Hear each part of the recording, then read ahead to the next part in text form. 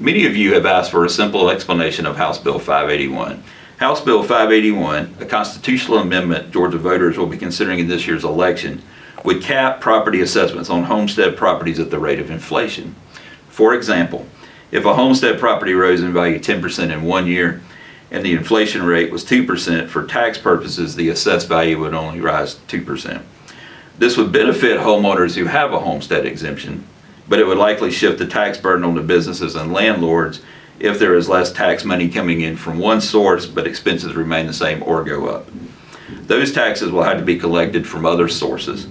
If businesses and landlords have to pay more taxes, they will pass those costs along to buyers and renters. At the same time, costs for most everything else will continue to rise at a rate higher than that of inflation.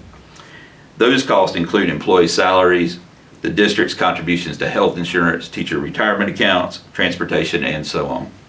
As costs increase and taxes are collected at a lower rate from homestead sources, the district will likely have to increase revenues by increasing the millage rate or decrease expenses by cutting positions or services. In short, House Bill 581 is not as simple as an effort to keep taxes low. The unintended consequences are yet to be seen. CCSD can choose to opt out of House Bill 581 as provided by the law should it pass.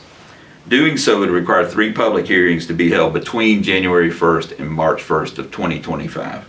Ultimately, that decision will be left to the 9 members of the CCSD Board of Education.